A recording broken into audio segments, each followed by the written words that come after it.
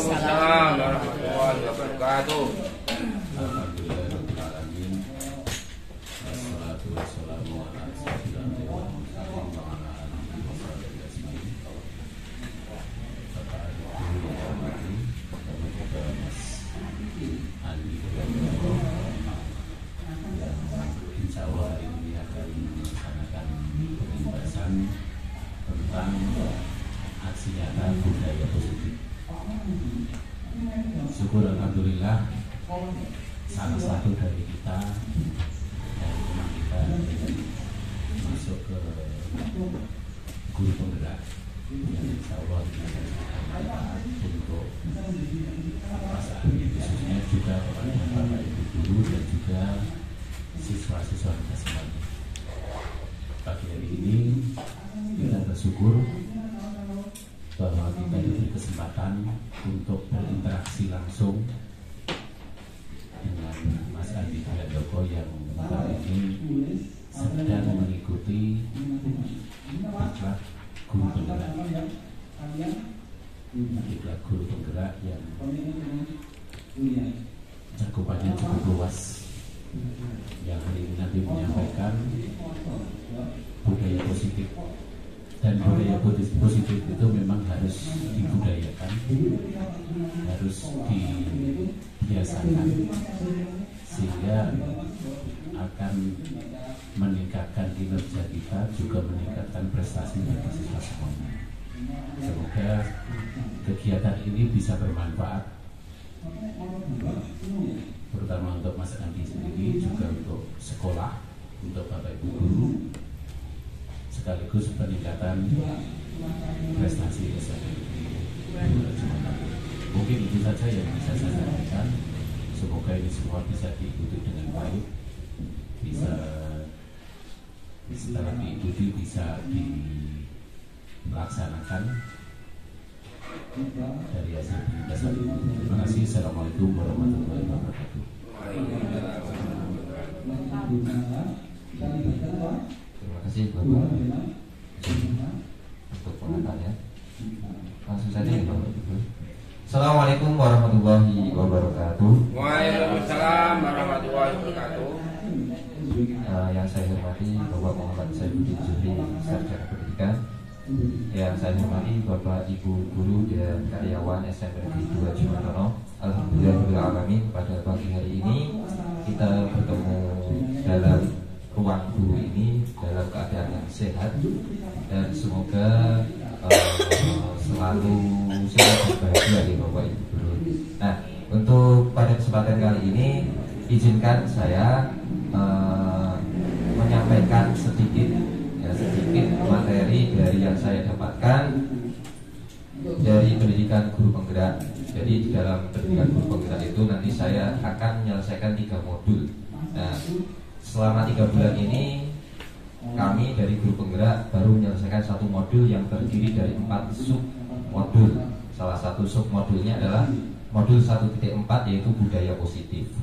Nah, nanti masih ada 2 modul lagi dimulai pada awal Februari nanti.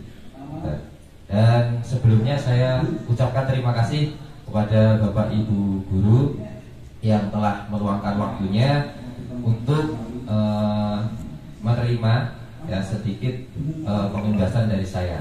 Dan di sini saya sampaikan bahwa ini saya juga masih dalam tahap belajar. Artinya kita nanti bisa share pengalaman, saling mengisi ya. Jadi bisa memberikan saran dan kritik terhadap apa yang saya sampaikan, seperti itu. Baik, mulai saja. Untuk aksi nyata ini adalah topik budaya positif. Oke. Kemudian apa yang akan kita bahas pada hari ini? Yang akan kita bahas pada hari ini ada 7 bab ya. Mulai dari perubahan paradigma belajar, kemudian disiplin positif, kebutuhan dasar manusia, motivasi perilaku, posisi kontrol guru, keyakinan kelas, dan segitiga restitusi. Dan mungkin ada sebagian materi ini itu masuk dalam PMM ya Bapak Ibu. Jadi di situ sudah ada topik, salah satu topiknya adalah disiplin positif. Dan nanti materinya itu hampir sama atau bahkan sama materi. Untuk yang pertama, sebelum masuk ke perubahan paradigma pendidikan, ini ada pertanyaan pemantik. Pertanyaan pemantik itu ya untuk awalan gitu. Jadi memantik pemikiran kita. Coba Bapak Ibu, untuk ini setuju atau tidak? Yang pertama adalah hukuman dapat mendisiplinkan anak. Menurut panjenengan ini setuju atau tidak? Setuju. Setuju. Mungkin ada yang menjawab tidak. Baik, jadi jenengan sudah mempunyai jawaban ya, setuju. Yang kedua, pemberian hukuman dengan hal positif seperti membaca atau membersihkan halaman sekolah dapat meningkatkan disiplin anak. Setuju atau tidak? Setuju. Setuju. Kemudian yang ketiga, memberi penghargaan dapat meningkatkan motivasi belajar anak. Setuju. Setuju. Oke. Ini pertanyaan ini apa? Bentar. Yang dimana disiplin untuk apa gitu dulu. oh kata. Iya no, konotasinya kan disiplin pelajar yang bagaimana gitu dulu. Jadi apa yang Anda tawarkan tadi itu bisa dicerna oleh guru untuk mendisiplinkan apa lah begitu loh. Oke. Ya nanti pertanyaan dilempar. ini pertanyaan terbuka ya Pak. Maksudnya ini kita membuat jawaban dulu. Nanti untuk disiplin seperti apa itu nanti saya terangkan di tengah-tengahnya. Intinya adalah ini pertanyaan di awal yang kita simpan jawabannya dalam diri kita. Setuju atau tidak, ngoten. Nah nanti setelah itu saya jelaskan tentang disiplin, tentang hukuman, seperti itu nanti di tengah. Baru nanti kalau ada pertanyaan silahkan di akhir. Ngoten nggih Bapak? Ya, Oke, siap. Selanjutnya di sini sebelum perubahan paradigma belajar saya ingin menjelaskan sedikit tentang Merdeka Belajar. Jadi Merdeka Belajar itu terwujud dari pemikiran Ki Hajar Dewantara yang selama ini saya sendiri ya selama kuliah di FKIP itu banyak diajari teori-teori dari dari teori belajar dari luar gitu. Tapi untuk teori dari Ki Hajar Dewantara sendiri saya pun selama kuliah itu jarang. Nah, kemudian baru masuk dalam PMM, baru masuk dalam guru penggerak itu baru dijelaskan tentang pemikiran Ki Hajar Dewantara. Jadi tujuan pendidikan menurut Ki Hajar Dewantara adalah menuntun segala kodrat pada anak sehingga mencapai keselamatan dan kebahagiaan yang setinggi-tingginya sebagai manusia maupun sebagai anggota masyarakat. Jadi dari ini bisa saya artikan bahwa setiap anak itu punya potensi masing-masing. Kemudian tugas kita adalah menuntunnya. Jadi nek nuntun itu tidak memaksa gitu. Jadi nuntun itu seperti menuntun anak kecil menyeberang jalan, kita tuntun. Nah, kita tuntun atau jadi bergandengan tangan, jadi semacam itu. Dan dorong, jeblak itu namanya bukan menuntun, seperti itu. Kemudian bisa memaksimalkan potensi ada dalam diri anak tersebut. Jadi setiap anak itu punya potensi masing-masing.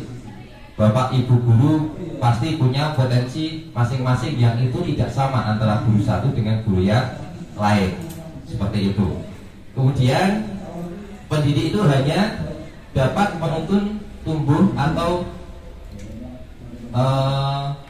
menuntun kodrat anak. Jadi tidak bisa mengubah kodrat anak itu. Jadi hanya bisa meningkatkan. Nah, kalaupun bisa mengubah itu tidak akan secara maksimal seperti itu. Jadi punya potensi masing-masing dan potensi itu tidak sama. Selanjutnya dalam pembelajaran intinya ada 3 poin penting yang saya dapatkan dari pemikiran Ki Hajar Dewantara, yaitu ketika kita memberikan pembelajaran kita harus memperhatikan kodrat alam, zaman, dan pembelajaran yang berpihak kepada siswa. Nah, untuk pembelajaran yang berkaitan dengan kodrat alam kita harus memperhatikan lingkungan sekitar. Jadi pembelajaran dikaitkan dengan lingkungan sekitar sehingga sesuatu yang abstrak, sesuatu yang tidak bisa dicerna secara langsung itu bisa menjadi konkret ketika kita menghubungkannya dengan lingkungan sekitar kita. Selanjutnya berdasarkan kodrat zaman, artinya zaman itu selalu berubah. Ada kata bijak yang menyatakan didiklah anakmu sesuai dengan zamannya. Nah ini katanya menurut Ali bin Abi Thalib, tapi ada juga ini menurut sumber siapa, tapi intinya ada kata bijak itu yang menyatakan bahwa didiklah anakmu sesuai dengan zamannya. Jadi kita harus memperhatikan kodrat alam dan kodrat zaman.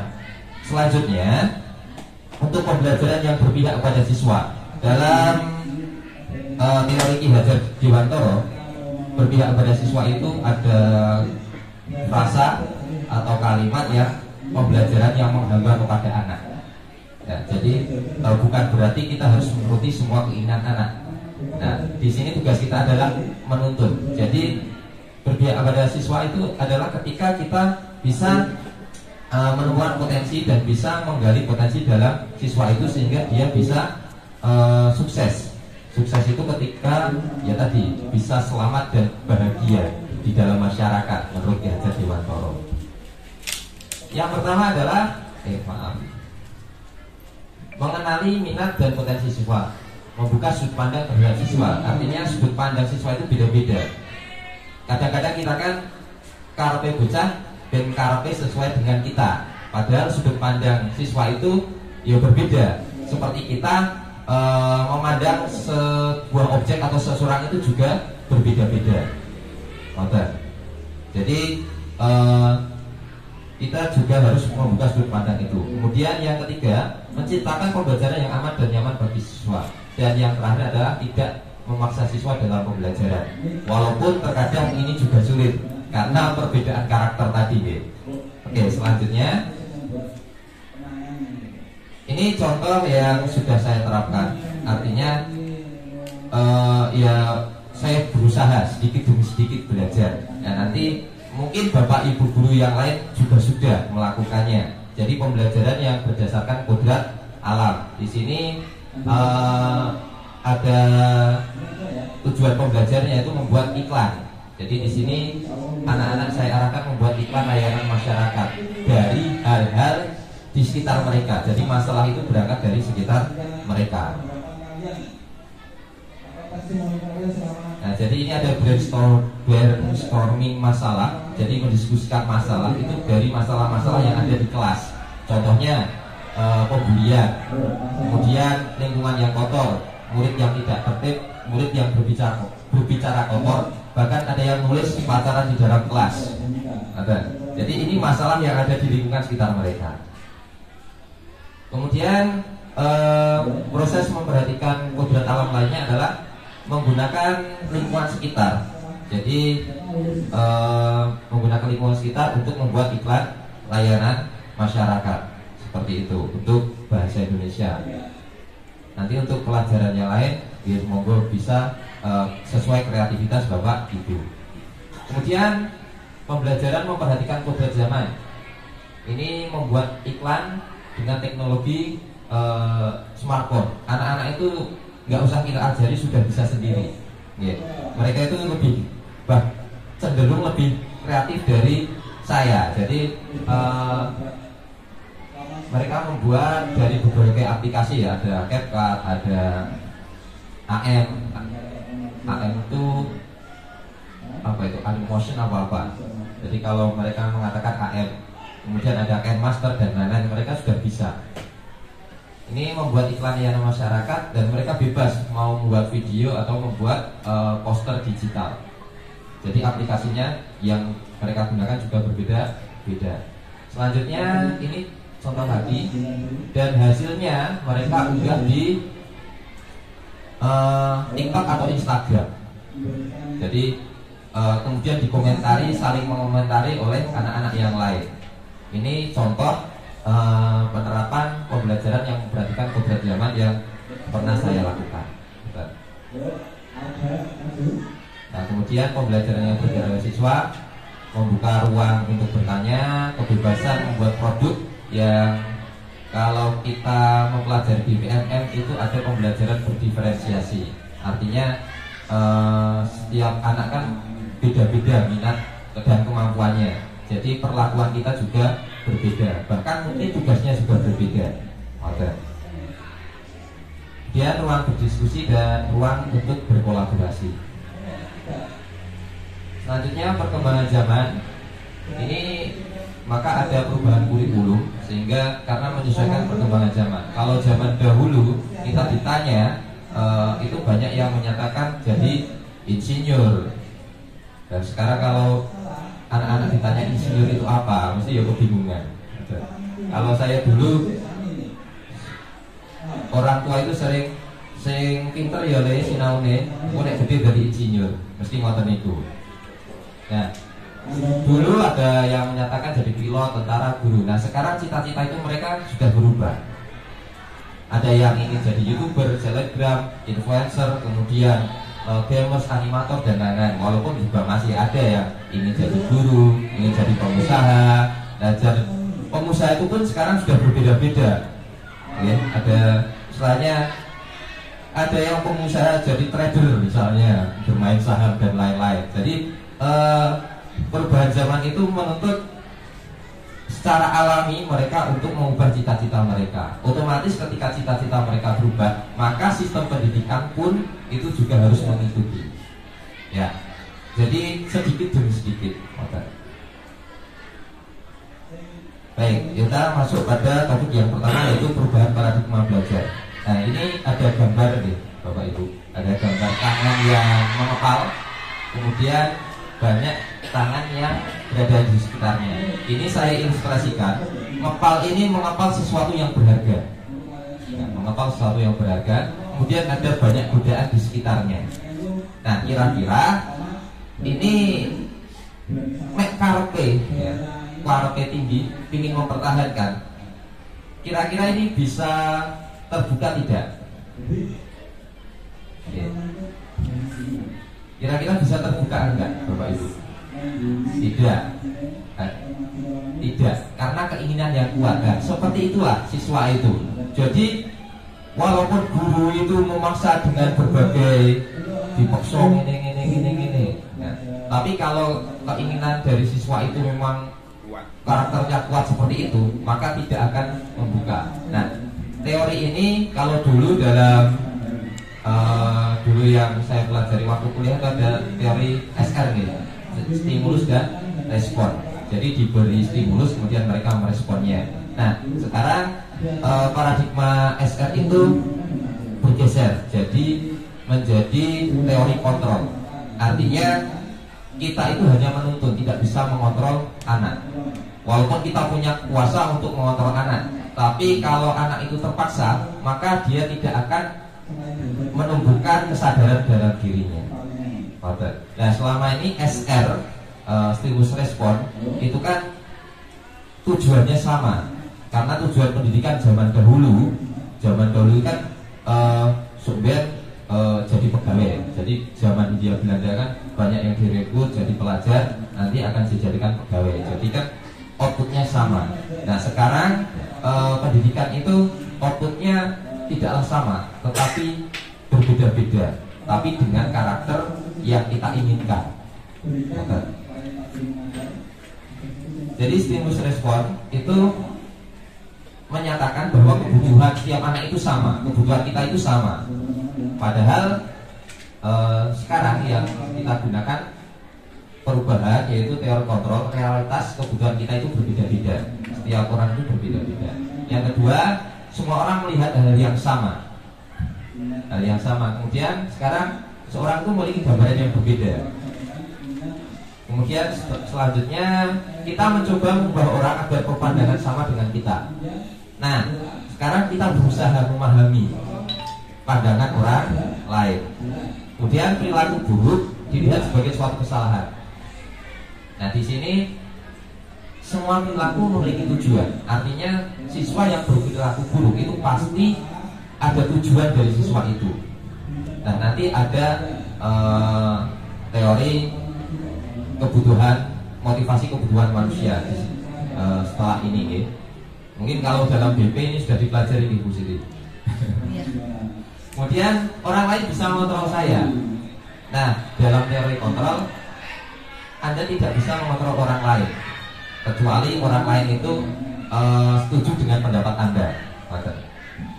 Kemudian pemaksaan ada pada saat bujukan gagal. Kadang-kadang kita membujuk, garapan deh, misalnya itu, bukan garam, akhirnya dipaksa. Nah, jadi adanya paksaan itu karena bujukan yang gagal. Dalam teori kontrol, kolaborasi dan konsensus menciptakan pilihan-pilihan baru. Jadi adanya kesepakatan itu bisa misalnya meminimalisasi adanya pemaksaan. Selanjutnya dalam stimulus respon itu model berpikir menang kalah. Kalau dalam teori kontrol itu berpikir menang. Jadi sama adilnya antara yang guru dengan siswa seperti itu. Kemudian di sini disiplin positif. Apa makna disiplin?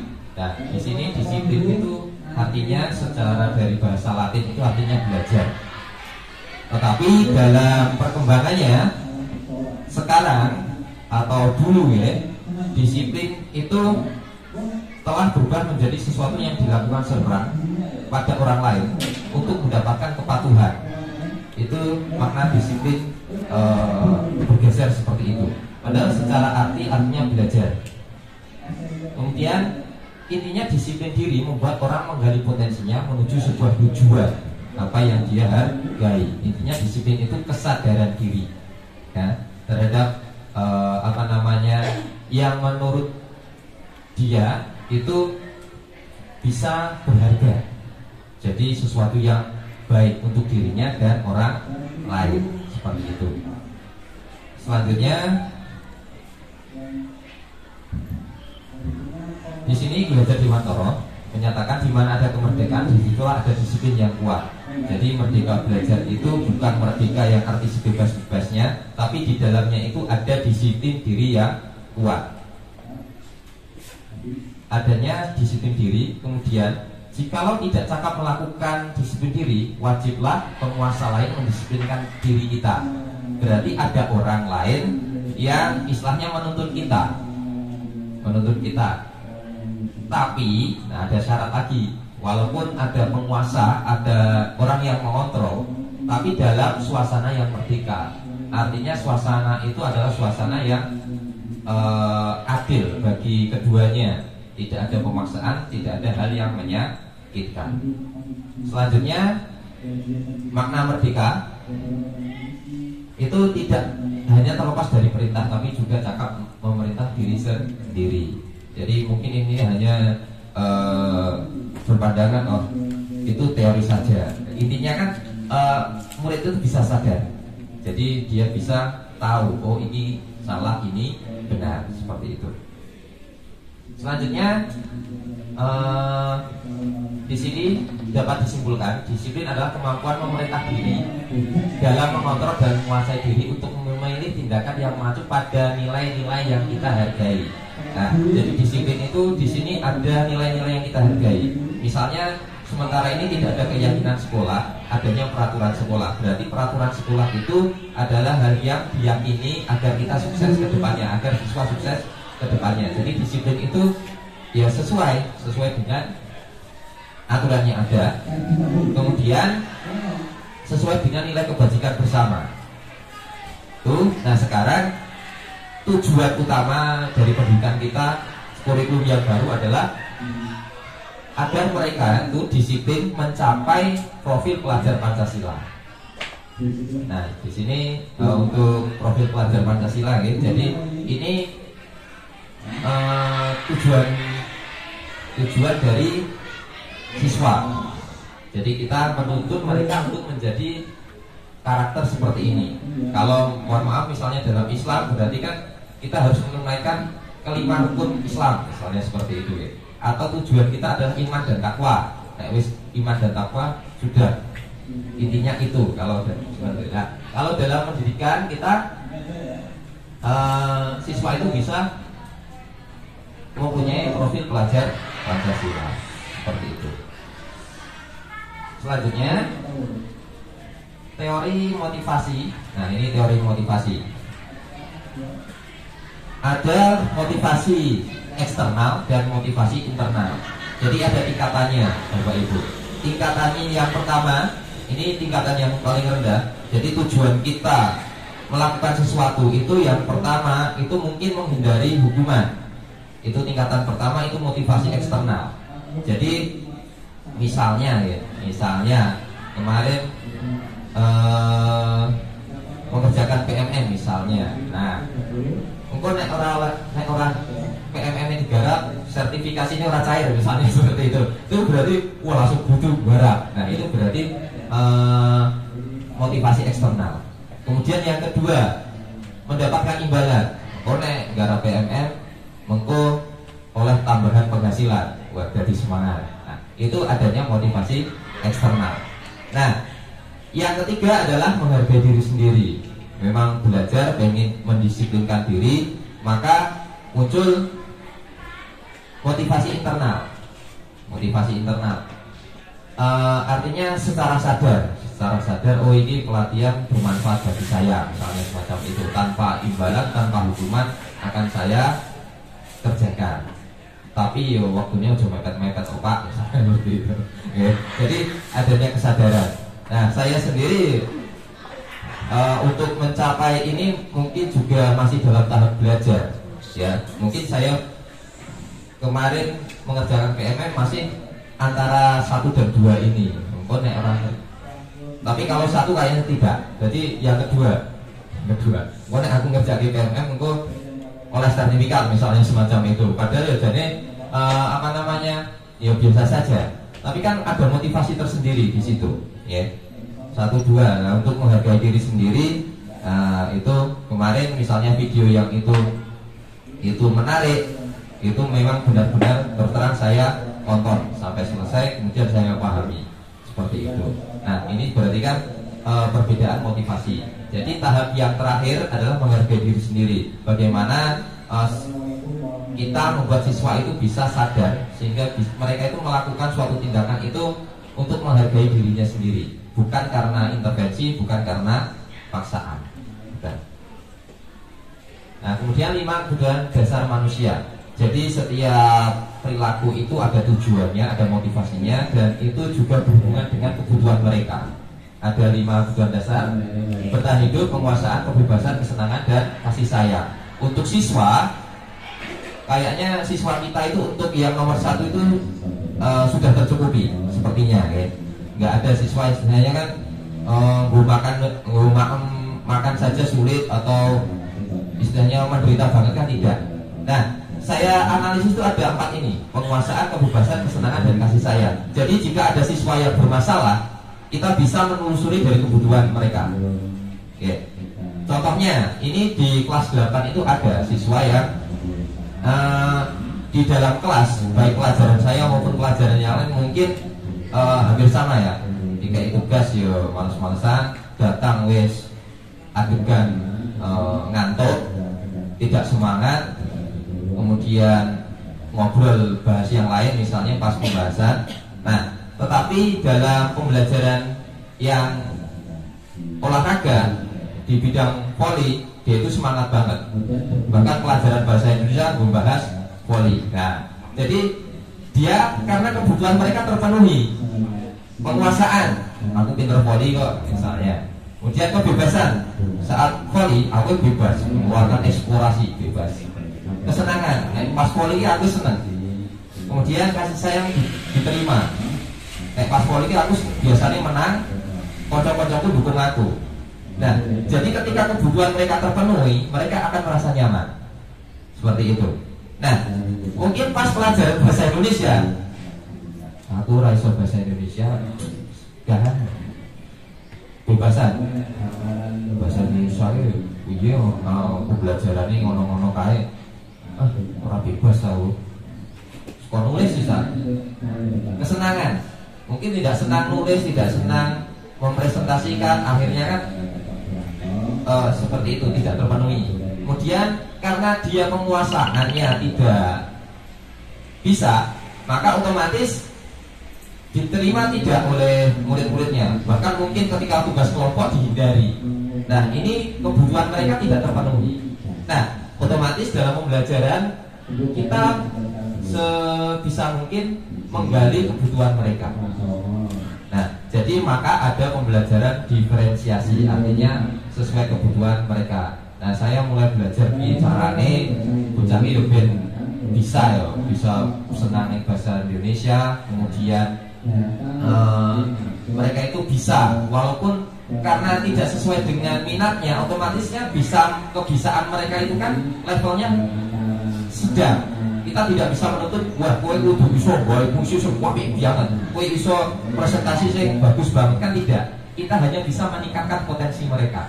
Nah, itu kemarin saya keingat waktu kecil kalau naik bal-balan. Itu kan naik milih kelompok itu kan pingsut 2 orang kemudian memilih. Itu namanya apa gitu? Istilahnya dalam lingkungan kita. Jadi 2 orang, misalnya bal-balan, pingsut sing 2 orang ini biasanya sing dipilih sing paling pinter. Terus baru pilih I, dan yang pilih kono. Nah, itu sampai akhirnya pada tahap yang sing ora iso dhewe biasanya sing terakhir seperti itu. Cara kasarnya kumpul bawang jadinya. Nah, seperti itu.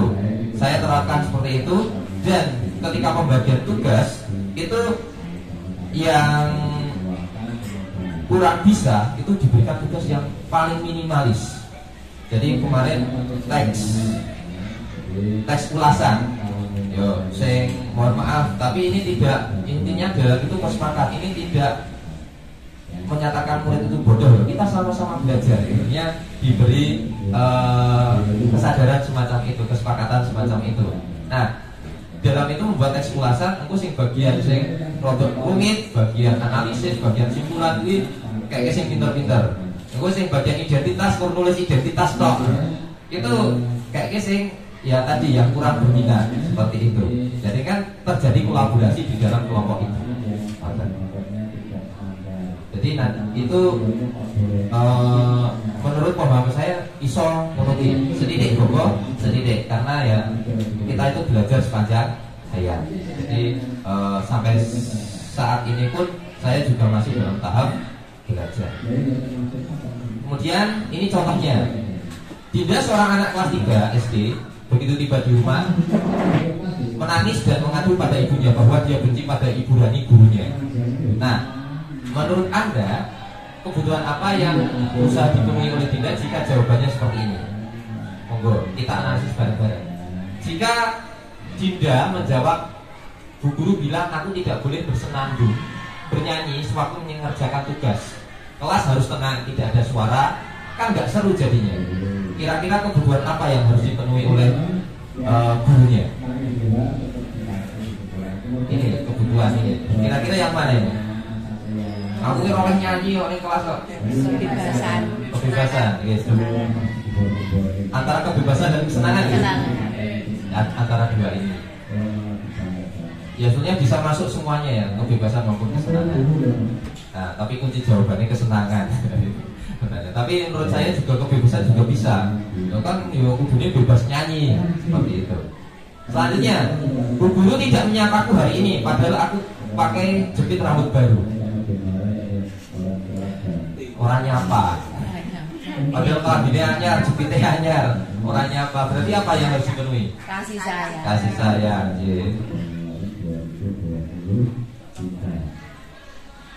Kemudian aku bosen, masa belajarnya cuma gitu-gitu aja.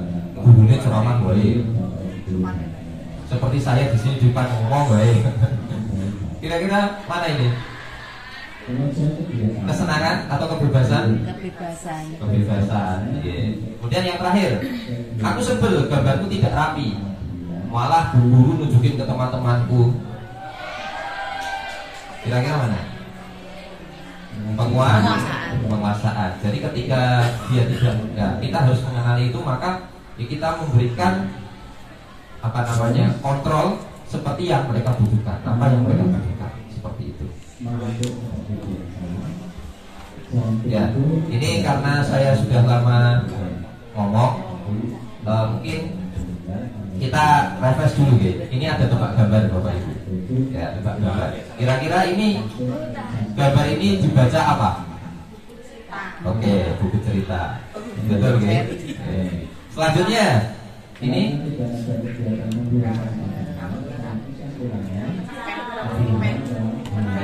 calon menari. Oke, sip. Calon menari. Ya, jadi ini yo saat belajar kadang-kadang kita menyelipkan yo tebak-tebakan dengan anak-anak biar otak mereka itu juga fresh, ngoten nggih. Selanjutnya ini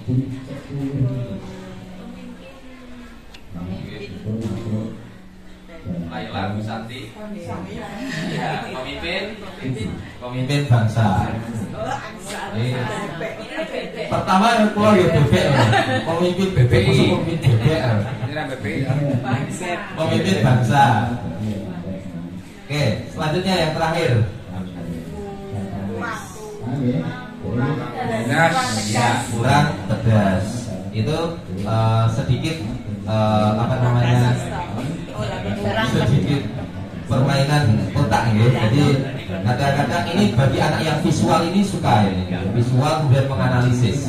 Ini bagi anak-anak yang visual, karakteristik visual ini smart. Selanjutnya, nah ini nanti kita coba merefleksikan diri. Ini ada 5 tipe guru, 5 kontrol guru ya. 5 posisi kontrol guru di dalam PMM ini sudah. Mungkin yang melihat videonya benar-benar dilihat itu sudah paham dengan 5 tipe guru ini.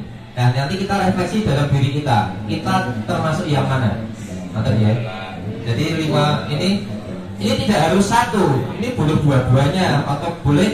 Ya kadang-kadang kita melakukannya 5-5-nya. Seperti itu. Bahkan saya sendiri ini 5 pernah semuanya. 5 posisi ini pernah saya lakukan. Yang pertama adalah menghukum.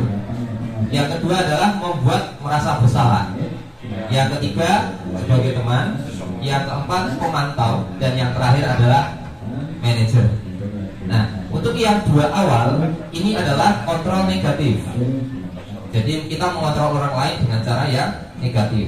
Yang 3 ke sini itu adalah kontrol positif. Seperti itu. Kita lihat ciri-cirinya. Nah, ciri-ciri guru penghukum adalah hukuman fisik dan verbal. Dan saya pernah mendapatkan itu semuanya. Waktu SMP pernah saya. Pernah sekot jam 100 kali pernah. Push up 40 kali pernah. Karena zamannya itu memang seperti itu ya Bapak Ibu. Dulu waktu SMP sebelum ada STMPDN kasus itu di setiap sekolah mungkin seperti itu budayanya. Okay. Jadi saya pernah bukan terlambat, cuma duduk di depan kelas. Kemudian guru BK-nya itu baru dari ruang guru melihat saya dan teman-teman. Guru yang mengaku itu belum datang, cuma duduk di depan kelas. Guru BK melihat, langsung diparani, kemudian memanggil teman-teman saya, langsung push up 40 kali. Dan itu saya masih ingat. Padahal hanya duduk di depan kelas, nggak ngapa-ngapain. Jadi nggak ngapa, cuma duduk depan kelas, bukan kelas lain, bukan di tempat yang lain. Itu sekitar tahun 2002 ya, sekitar 2002. Waktu itu saya masih kelas 2 SMP. Nah, ini hukum fisik maupun verbal. Dan saya rasakan kadang-kadang hukuman verbal itu lebih menyakitkan daripada hukuman fisik. Seperti itu. Nah, ini cirinya adalah nada suara tinggi, bahasa tubuh itu mata melotot dan jari menunjuk-nunjuk. Kemudian ada perkataan patuhi aturan saya atau awas. Kowe itu salah, kowe. Misalnya seperti itu. Dan kowe lho garap tugas mesti terakhir. Seperti itu. Kemudian dalam membangun dirinya hanya ada satu cara untuk mendisiplinkan anak, yaitu cara dia. Kemudian yang kedua adalah membuat merasa bersalah. Ini tidak memakai emosi, bahkan cenderung nadanya datar, kemudian ya rada sedih. Kowe lho tak kon garap tugas. Aku ki wis gawe soalé rongi lho, fakten bro, turune paling sithik. Guru gremeng. Garap kok semenit tok. Guru gremeng. membuat anak itu merasa bersalah seperti itu. Saya pernah melakukannya, pernah. Jadi saya juga pernah melakukan ini Bapak Ibu. Nah di posisi ini akan memiliki penilaian, aku tidak berharga, aku ngecewakan guru, seperti itu. Nah, ini ciri-ciri guru membuat merasa bersalah. Selanjutnya guru sebagai teman. Nah ini guru sebagai teman itu seperti buah si malakama. Jadi dengan murid yo akrab, tapi bisa jadi suatu saat itu diremehkan murid. Ya guru sebagai teman. Jadi ayo bantulah demi bapak, misalnya semacam itu. Oh rapopo, ini kau coba ini ya. Misalnya hanya semacam itu saja. Itu sebagai teman. Lah gue kalau malah melakukan salah malah diguyoni, kadang-kadang semacam itu. Murid melakukan salah malah diguyoni. Telat ya. Gue ngobrol, maksud jalanan HP sih kalau mau, misalnya semacam itu. Jadi diajak bercanda malah. Ini guru sebagai teman, seperti itu. Ini seperti buah si malakama. Kadang akrab dengan murid, tapi suatu saat mungkin bisa kita diremehkan murid, seperti itu. Selanjutnya guru sebagai pemantau. Nah pemantau ini intinya cenderung kaku, lebih kepada aturannya piye. Jadi lebih kepada aturan. Jadi ada sesuatu yang diukur. Kemudian ini bisa menggunakan stiker, slip catatan, buku masalah, daftar cek. Jadi pegangannya duit. Apa ini peraturannya? Sanksinya apa? Nah, seperti itu. Jadi tidak ada suatu alasan, misalnya wong telat langsung karena telat wes gini, sanksinya gini, seperti itu. Itu tipe-tipe guru pemantau. Dan yang terakhir adalah guru sebagai manajer. Manajer di sini nanti ada sesuatu. Jadi dalam sekolah kita nanti ada yang namanya keyakinan. Atau dalam kelas itu ada keyakinan kelas. Jadi keyakinan kelas itu berbeda dengan peraturan, agak lebih tinggi. Berbeda dengan kontrak belajar, berbeda dengan kesepakatan kelas, walaupun masih saudaranya itu ya. Nah, jadi nanti pakai menggunakan dalam manajer ini guru akan menggunakan segitiga restitusi. Menggunakan restitusi, artinya restitusi itu tidak fokus pada masalah, tapi fokus pada solusi. Solusinya piye? Jadi tidak menyalah-nyalahkan murid, tapi piye ben murid ini nemokke solusinya dhewe. Menemukan solusinya sendiri. Itu guru sebagai manajer. Nah, kita akan membahas keyakinan kelas. Kenapa kok tidak peraturan dari jelas loh orang keyakinan. Nah, nanti ada tingkatannya ya Bapak Ibu. Jadi mungkin dalam satu lingkup kelas ya, ini lingkup kelas saja. Ada peraturan kelas, ada kesepakatan kelas. Nah, nanti di atasnya itu ada keyakinan kelas. Kalau saya kemarin membuat keyakinan kelas di kelas saya, itu murid itu saya gali impian mereka itu terhadap kelas, termasuk mengkritik saya. Pinginnya piye, Pak Adi pinginnya piye. Enak sing Pak tanpa PR misalnya seperti itu. Wes pokoknya kita tampung semuanya seperti itu. Kita tampung semuanya. Nah, keyakinan kelas itu lebih abstrak ya, lebih intinya di atasnya. Jadi tidak langsung. Kalau kesepakatan kelas itu misalnya peraturan ini selalu kembalikan buku ke tempatnya. Kalau keyakinan kelas kita bisa menulisnya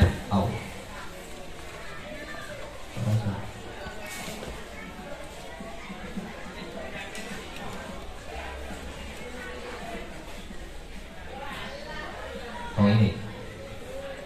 Kita menulisnya tanggung jawab. Dilarang mengganggu orang lain. Kita bisa menulisnya menghormati orang lain. Hormat orang lain. Kemudian dilarang melakukan kekerasan, keselamatan, menghormati orang lain. Dilarang menggunakan narkoba, menjaga kesehatan dan lain-lain. Jadi lebih abstrak, lebih umum. Itu keyakinan kelas. Jadi kalau keyakinan kelas itu ya nek dalam mohon maaf misalnya orang Islam itu ya iman karo takwa. Pokoknya iman karo takwa wis. Jadi nek wis beriman itu bertakwa. Bertakwa kan otomatis menjauhi segala larangannya dan menaati segala aturannya semacam itu. Nah, seperti keyakinan kelas itu juga lebih umum. Selanjutnya, ini contoh aksi nyata saya disiplin positif di PMM gini. Membuat keyakinan kelas itu salah satu topiknya salah satu aksi nyatanya adalah membuat keyakinan kelas. Ini langkah-langkah yang saya lakukan. Yang pertama adalah membuat impian kelas. Jadi impian kelas semua pengennya piye, seperti itu ya. Bahkan ada yang tulis kelasnya full wifi pak, kelasnya full wifi. Kemudian gurune piye, terus teman-temanmu harusnya gimana. Setelah itu punya kelas impian, itu merumuskan keyakinan kelas. Jadi kelas impianmu itu kudu piye, harus gimana. Kemudian pembuatan poster, kemudian pemasangan poster. Ini mereka membuat kelas impian, brainstorming, ditempel di depan, kemudian bacakan satu persatu, kita ambil yang disepakati. Sing murid sing ngapunten misalnya rada neko-neko ya nulisnya rada neko-neko kan itu biasa. Kemudian diskusi. Ini ada 1, 2, 3, 4, 5, 6. Ada 6 keyakinan kelas yang disepakati. Tapi kalau 6 itu terlalu banyak, ngapalke ya susah. Maka dipersingkat lagi. Kemudian saya buat poster seperti ini. Kemudian ditempel, hasilnya seperti ini. Selalu menghargai, saling menghargai. Artinya di kelas itu banyak pembulian katanya. Ya.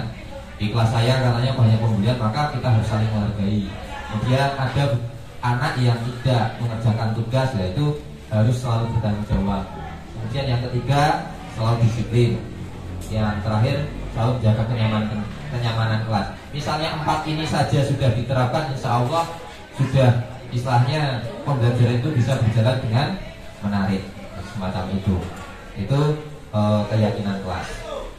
Nah, jadi keyakinan kelas itu bersifat abstrak ya, abstrak. Kemudian universal, artinya tidak khusus, masih umum. Kemudian dalam bentuk positif. Jadi kita menggunakan kata-kata yang positif. Saya pernah membaca artikel entah itu benar atau tidak, tapi ini menurut penelitian ya. Menurut penelitian itu kan ada air yang satu dikata-katain baik, yang satu dikata-katain buruk. Misalnya itu, mohon maaf misalnya kata kotor, kata jorok di situ, males, bodoh. Sebenarnya yang satu dipuji-puji. Setelah diteliti pakai mikroskop elektron, ternyata struktur airnya itu yang dikatakan positif itu strukturnya sistematis, teratur. Kemudian yang dikata-katain buruk itu berantakan. Yes. Nah ini seperti kalau dihubungkan dengan manusia itu kan berapa persen terdiri dari air gitu? 70% ya buatan kalian tuh. Nah itu kan 70% terdiri dari air. Maka ya hampir sama ketika kita mendapatkan perkataan kotor atau kata-kata kotor kan otomatis kita langsung perampang. Tapi kalau kita dipuji, misalnya dipuji kan rasanya ya ayam tenteram gitu. Yes, gitu. Selanjutnya kemudian keyakinan kelas bisa diterapkan. Kemudian semua warga kelas berkontribusi. Kemudian bisa ditinjau kembali. Ini misalnya kurang kah? Misalnya ada suatu masalah, tambah ya keyakinan kelasnya, kesepakatan bersama, misalnya semacam itu. Bisa ditambah. Nah kemudian dalam posisi guru sebagai manajer nanti kita memakai restitusi. Apa itu restitusi? Restitusi itu adalah mengembalikan, menciptakan kondisi murid untuk memperbaiki kesalahan mereka, sehingga mereka bisa kembali ke kelompok mereka dengan karakter yang lebih kuat. Artinya karakter positif yang lebih kuat. Di sini ada yang saya tandai memperbaiki kesalahan mereka.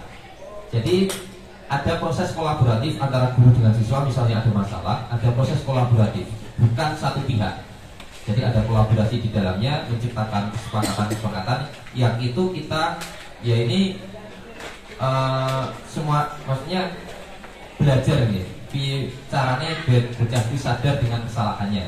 Kadang-kadang kan anak itu tidak paham dengan kesalahannya, kadang-kadang semacam itu. Secara teori seperti ini, teori gampang, tapi pada pelaksanaannya mungkin ya tergantung anaknya masing-masing ya. Kadang-kadang anak sing, kamu kenapa saya panggil?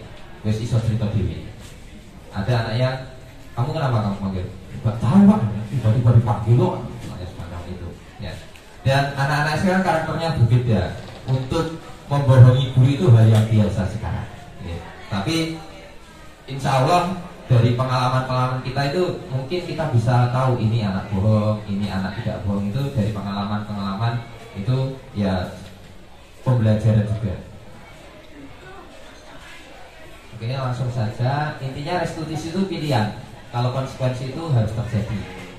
Jadi bedanya hukuman dengan konsekuensi ya. Jadi dalam nanti penerapan keyakinan kelas itu kita mengacu pada keyakinan dulu. Nanti kalau tidak kesepakatannya bukan menghukum tapi konsekuensi, maka harus ada kesepakatan di awal. Misalnya peraturan ini bisa jadi kesepakatan seperti itu atau konsekuensi. Nah, ini tindakan guru. Mencatat 100 kali di dalam buku kalimat, saya tidak akan terlambat lagi karena terlambat di sekolah. Nah, ini merupakan konsekuensi atau hukuman kira-kira? Kalau konsekuensi itu ada kesepakatan, kalau hukuman itu saknyet biasanya. Jadi langsung di situ biasanya. Jadi pikirannya pokoknya tak ini berjerak seperti itu. Ini termasuk hukuman atau konsekuensi kira-kira? Nah, ini termasuk hukuman. Mengapa? Karena gini, konsekuensi itu harus ada hubungannya.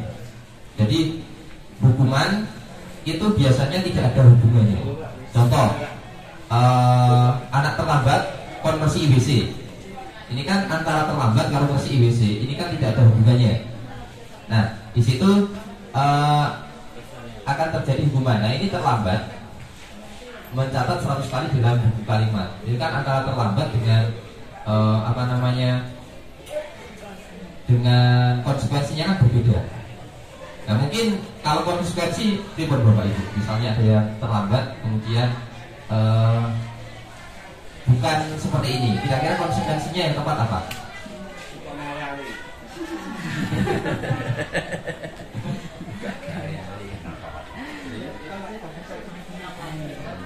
Jadi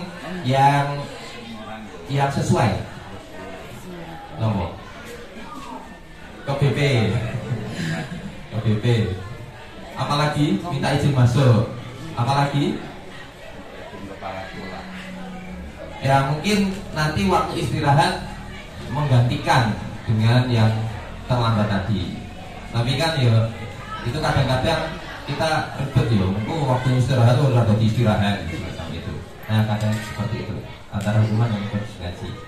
Dia lari mengelilingi lapangan karena terlambat hadir. Ini termasuk hukuman juga.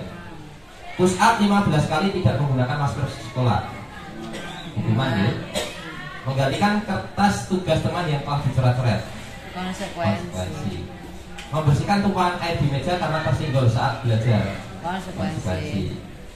Murid disuruh tidak mengenakan sepatu seharian di sekolah karena tidak mengenakan sepatu hitam. Hukuman. Lari mengelilingi lapangan basket 2 kali karena terlambat untuk pelajaran PJOK. PJOK ya? Konsekuensi. Jadi masih ada hubungannya PJOK. Lari kan fisik kan ya. Lari fisik. Berarti Pak Wis angsal ya. Nek bahasa Indonesia ra oleh. Nah, ciri-ciri restitusi adalah bukan untuk menebus kesalahan, tapi belajar dari kesalahan, memperbaiki hubungan. Dan ini yang saya garis bawah intinya, fokus pada solusi. Jadi solusinya piye? Seperti itu. Kemudian untuk penerapan segitiga restitusi, yang pertama adalah menstabilkan identitas. Kemudian yang kedua adalah validasi kebutuhan, dan yang terakhir adalah menanyakan keyakinan. Maka ketika menanyakan keyakinan harus ada keyakinan dulu. Nah, nggak ada berarti sebelum ada keyakinan maka lebih ke aturan saja, lebih pada keaturan.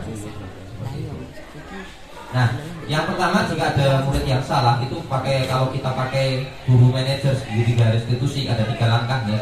Yang pertama adalah menstabilkan identitas. Artinya tidak langsung menghardik anak. Ini jika kita sebagai manajer ya. Itu yang pertama adalah berbuat salah itu manusiawi. Aku juga pernah berbuat salah. Jadi seperti ngomong seperti itu ya. Kemudian mungkin kita pasti bisa menyelesaikan permasalahan ini, misalnya semacam itu. Nah, misalnya seperti kemarin gitu, Pak Yudi, ada anak yang coret-coret tembok. Kemudian kalau kita pakai restitusi, piye carane ben tembok kuwi bali kaya awalnya. Itu adalah restitusi. Jadi fokus pada solusi. Seperti itu. Kemudian yang kedua adalah validasi kebutuhan. Pasti ada tujuannya ketika dia melakukan kesalahan itu. Kita gali, ngopo toh gue terlambat? Nah, kenapa toh kamu itu nyoret-nyoret meja? Kenapa toh kita gali? Dan setelah itu kita menyadarkan, menanyakan keyakinan.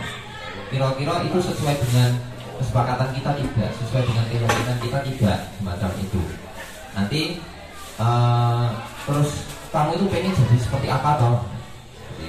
Nah, ketika dia bisa memberikan solusi untuk masalah dirinya sendiri, itu berarti kita sudah bisa berhasil menerapkan segitiga restitusi. Walaupun ini ada kelemahannya, pasti memerlukan waktu yang panjang. Padahal pelajarannya tidak lebih boy, misalnya semacam itu. Ini pasti ada kelemahannya juga. Jadi setiap hukuman itu kan langsung cepat, nah, cepat langsung diselesaikan seperti itu. Tapi kalau restitusi memang ada liku-likunya gitu. Jadi durasinya agak. Oke, yang terakhir sebelum nanti ada yang ditanyakan di sini, ini contoh penerapan segitiga restitusi.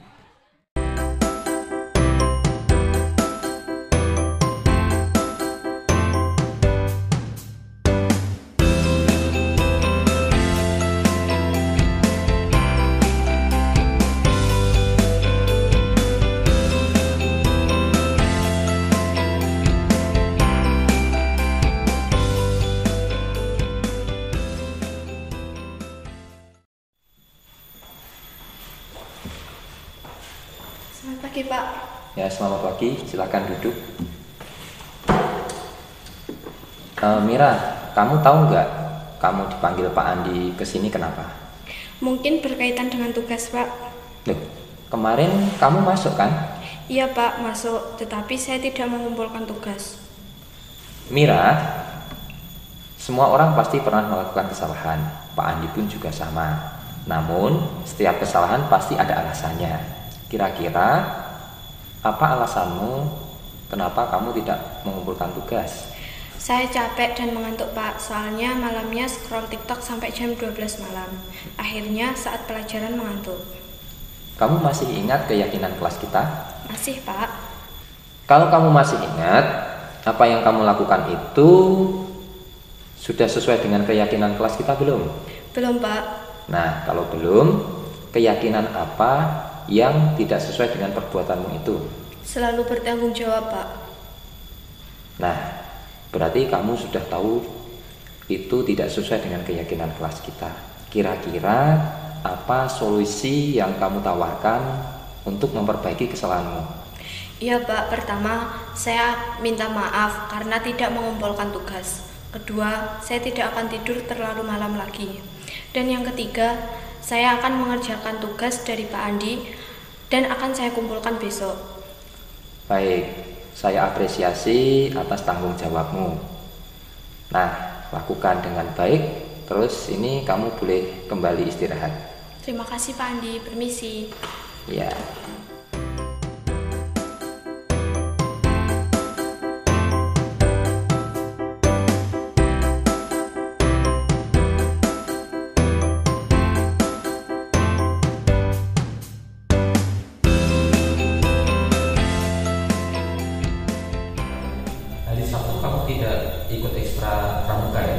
Iya, Pak, soalnya saya kemarin buru-buru pulang karena mau diajak ayah pergi piknik ke Malang, Pak.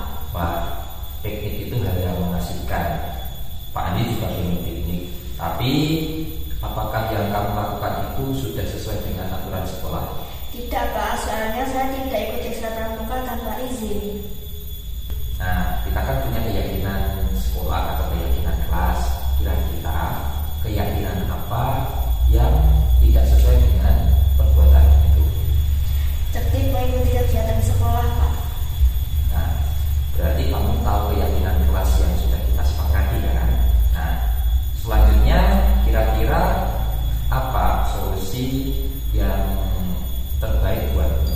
Saya bisa meminta izin kepada pembina pramuka, Pak. Selain itu, mungkin ada yang lain? Saya mengikuti ekstra dulu baru ikut ajakan ayah, Pak. Nah, berarti kamu sudah tahu solusinya. Berarti kedepannya kamu bisa menerapkan peraturan sekolah kita sesuai dengan keyakinan yang sudah kita buat. Ya, Pak. Insya Allah akan berusaha lebih tertib lagi. Baik.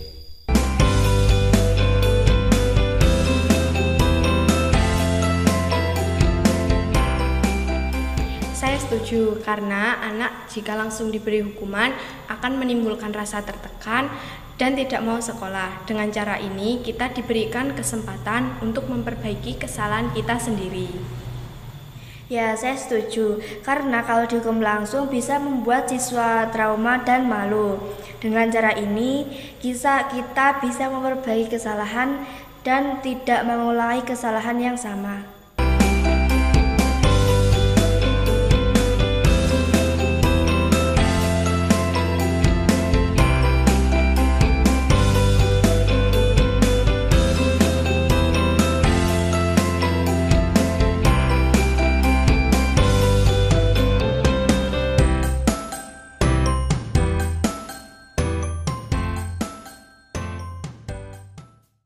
Segitiga restitusi itu yang pertama, ketika ada masalah kita menstabilkan identitas.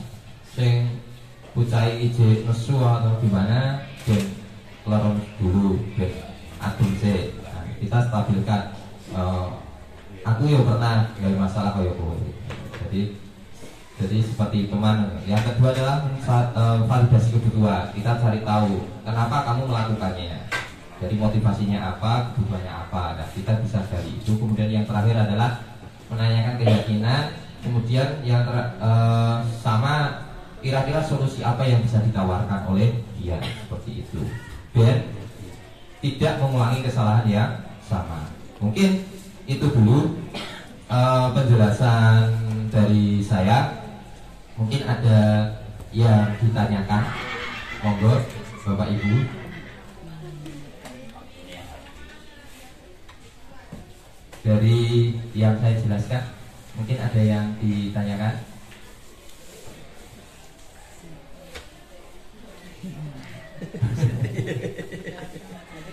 Pak Andi, saya tanya. Mungkin monggo Pak Yudi. Nggak tanya. Cuma gini loh.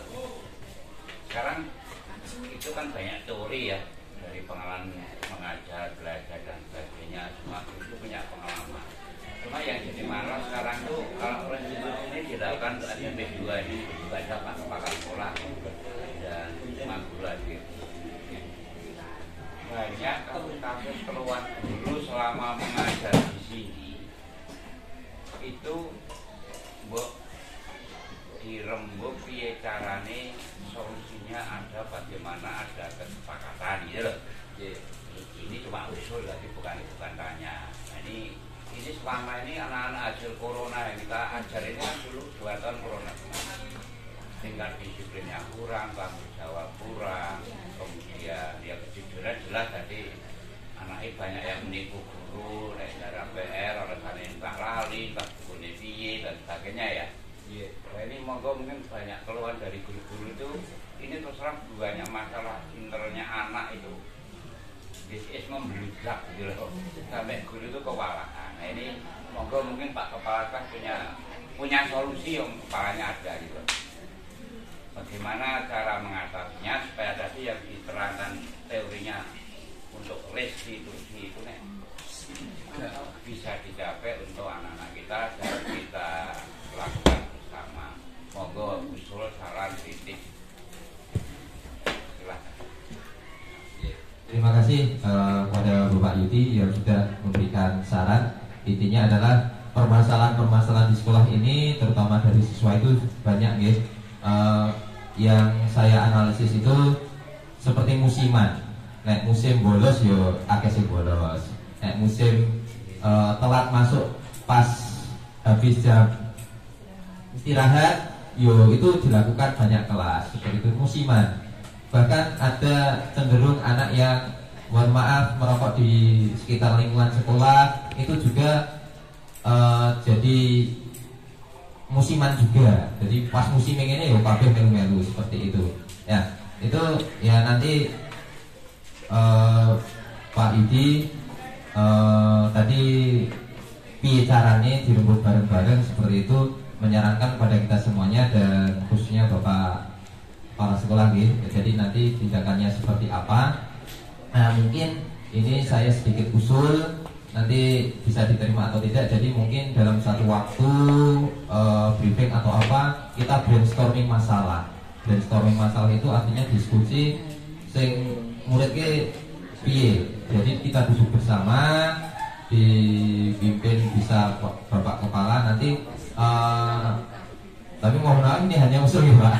Jadi brainstorming masalah. Jadi kemudian kita caranya biar anak itu menemukan solusinya atau kita menemukan solusi terhadap anak itu. Jadi kita duduk bersama dengan kepala dingin. Kemudian mungkin kita sudah menyiapkan cara-cara atau teknik-teknik setiap guru ya, setiap guru dan masalah apa yang sering ditemukan, sehingga nanti akan tercipta kesepakatan-kesepakatan. Dan di situ kita juga kesepakatan itu kan kesepakatan guru, kita juga harus memikirkan pandangan murid juga. Jadi kira-kira ini murid efektif tidak ini diberikan kepada murid dengan sudut pandang murid misalnya semacam itu.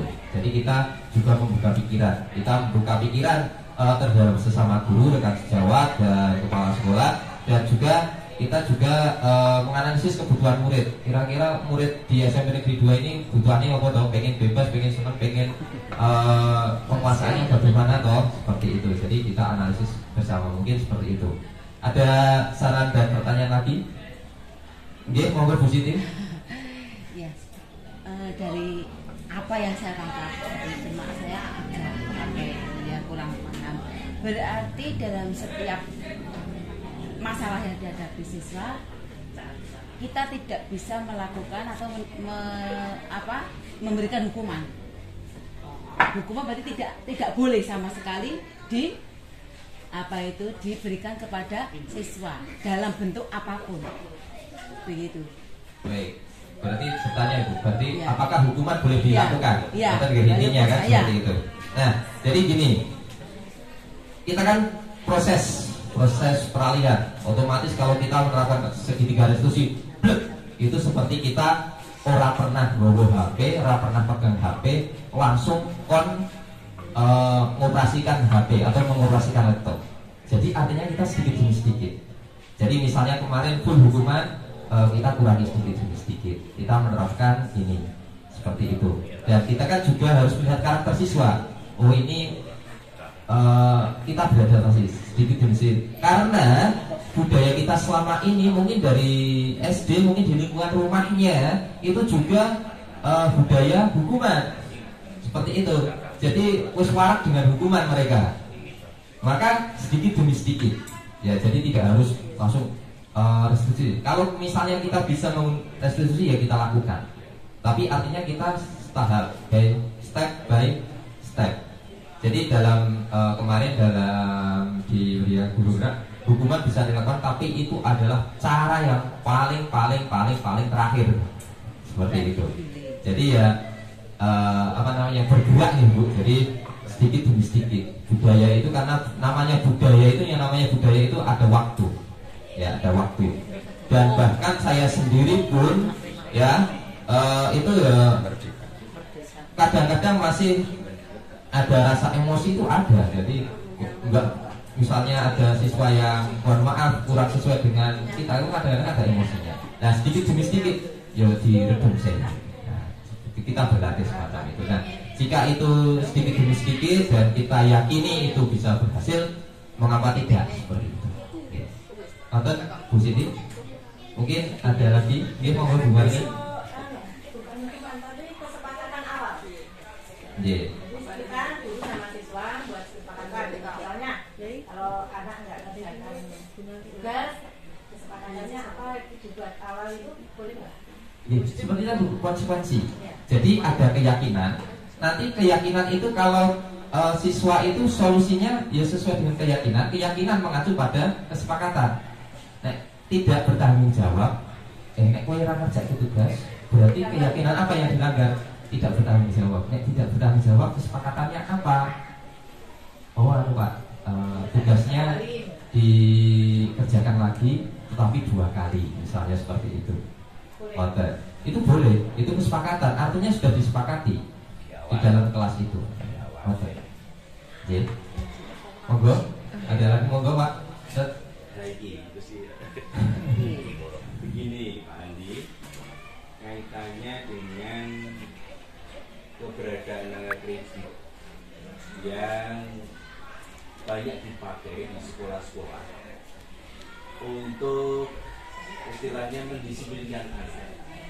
Dengan apa yang disampaikan Pak Andi tadi, di mana apakah masih berlaku atau masih bisa berlaku atau bagaimana?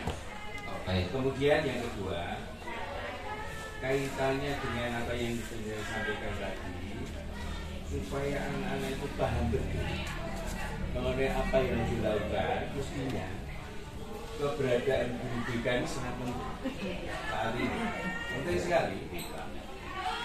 Sehingga kalau menurut saya dalam struktur kurikulum oleh menterinya, kalau keinginannya adalah begitu, maka jamnya itu tidak hanya 1 jam, kalau perlu 2 jam. Tidak hanya teori saja, tapi juga praktek 4 jam. Kalau perlu 3 jam, tidak hanya teoritis, tetapi juga praktek-praktek, sehingga nanti guru-guru yang lain, mapel-mapel yang lain, rasa tidak ngandali. Saya kira itu. Terima kasih. Berarti akar kredit itu seperti poin itu ya. Yang terlambat poinnya 10, bolos poinnya 20. Nanti kalau sudah 100 poin nanti ada surat teguran, dipanggil orang tuanya, dan itu berlaku pada waktu saya SMP. Pada waktu saya SMP itu berlaku poin semacam itu. Nah, untuk poin semacam itu kan kalau dari segi restitusi berarti kan tidak sesuai ya Bapak Ibu, karena itu hanya ya hukuman, tidak ada solusi. Solusinya kan tidak ada sama sekali itu. Tidak mengerjakan tugas dapat poin, kan tidak ada solusi. Padahal secara teori restitusi itu fokus pada solusi. Nah, kalau fokus pada solusi berdasarkan kesepakatan, ya mungkin durasinya agak lama. Sistem poin kan cepat banget. Terlambat, poin 10, bolos, poin 15, 100, panggil wong tuane. Nah, semacam itu kan cepat. Nah, untuk penerapan itu mungkin kurang sesuai ya Bapak. Itu jawaban dari saya. Kemudian yang kedua untuk BK. Nah, di sini dalam profil pelajar Pancasila itu ada yang namanya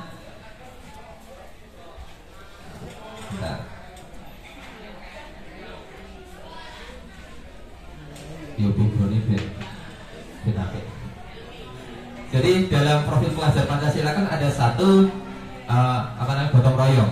Dalam gotong royong itu kolaboratif. Artinya tugas menangani anak itu bukan hanya tugas dari BK, tetapi dari semua guru. Itu yang saya pahami. Artinya guru bisa menerapkan segitiga restitusi ini, tetapi untuk pemahaman kepada anak, kemudian pendampingan kepada anak itu lebih dekat kepada guru BK.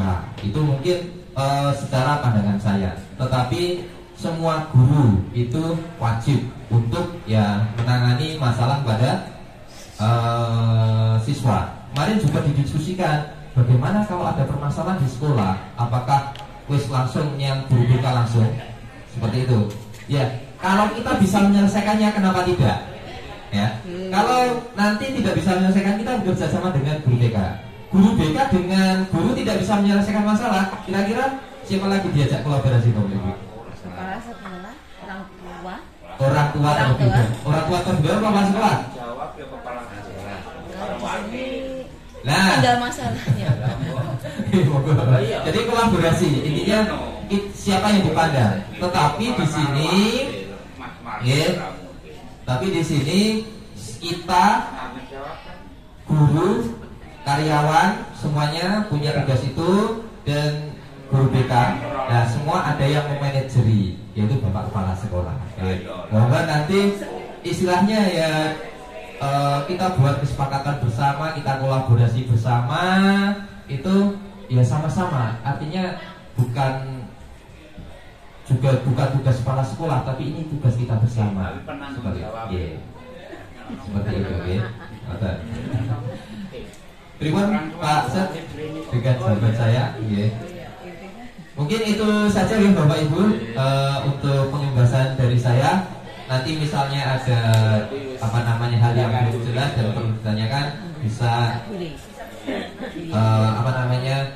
kita berkomunikasi di luar acara ini.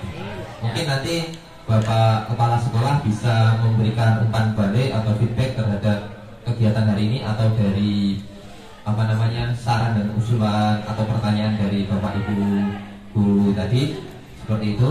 Kemudian saya sendiri, karena di sini yang paling banyak bicara, otomatis banyak yang salah. Mungkin tadi ada kata-kata yang kurang berkenan di hati Bapak Ibu guru, mungkin ada yang menyinggung, mungkin istilahnya kurang berkenan, saya mohon maaf yang sebesar-besarnya. Intinya saya bukan menggurui, saya juga masih dalam tahap belajar. Di sini banyak guru senior, saya juga banyak belajar dari panjenengan. Intinya kita kolaborasi semacam itu. Jadi pengalaman panjenengan lebih banyak. Itu sebenarnya seperti kata pepatah, guru yang paling baik adalah pengalaman. Jadi pengalaman adalah guru yang terbaik. Nah, tapi di sini juga kita harus memperhatikan lingkungan kita. Artinya zaman itu juga berubah. Nah, dari pengalaman mohon itu kita bisa berkolaborasi. Maka Bapak Ibu guru, saya jika ada kata yang kurang berkenan, saya mohon maaf. Sekian dari saya. Assalamualaikum warahmatullahi wabarakatuh. Waalaikumsalam warahmatullahi wabarakatuh.